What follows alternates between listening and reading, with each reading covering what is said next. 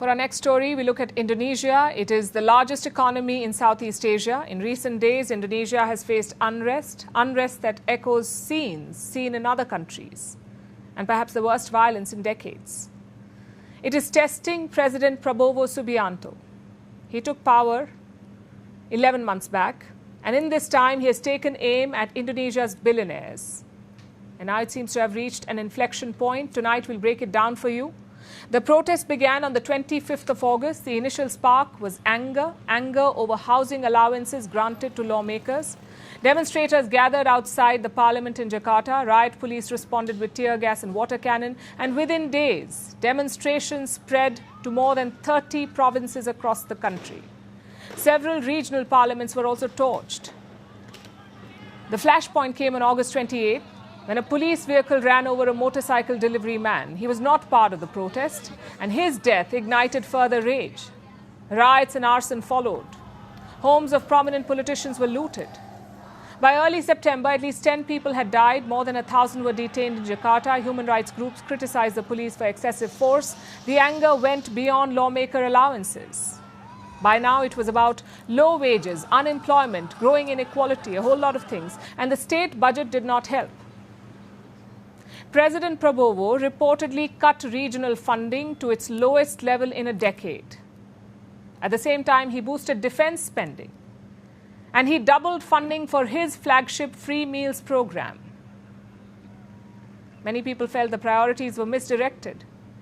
So to ease the pressure, Prabowo made concessions. He scrapped some lawmaker privileges and he announced a cabinet reshuffle. 5 ministers were removed. Among them was the finance minister, Shri Mulyani Indrawati. She was respected both at home and abroad, so her exit shocked markets in Indonesia. The Jakarta Stock Exchange fell.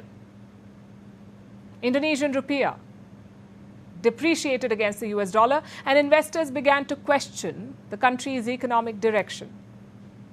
The new finance minister is a man called Purbaya Yudhi Sadewa.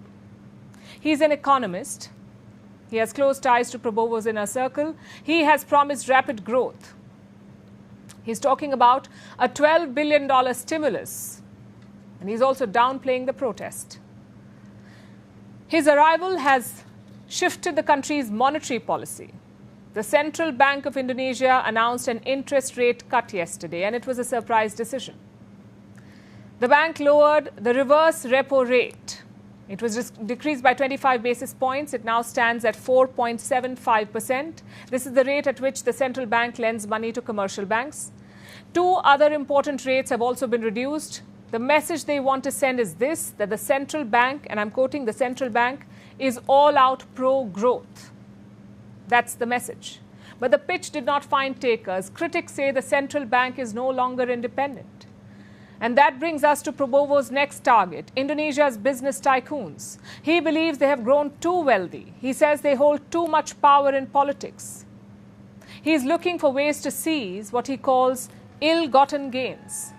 This includes palm oil plantations and mining assets. Reports say the government has already taken control of millions of hectares, and that billionaires could be next. They could be the next target, needless to say.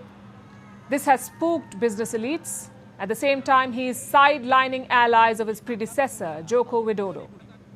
He is also allegedly redirecting resources into his own priorities. One of them is a new sovereign wealth fund called Danantara.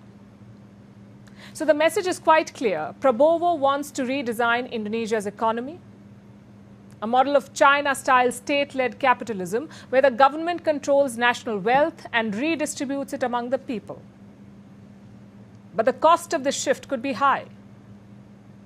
The protests have exposed public frustration. Investors are nervous. There are questions about Prabowo's loyalists. Do they have the experience to deliver? Experts warn that if inequality is not addressed, this unrest could return, and the next time it may be even harder to contain. So Indonesia's future now hangs in the balance. President Prabowo has consolidated power. The question is, can he translate that into public trust? Firstpost now available in 9 languages on YouTube.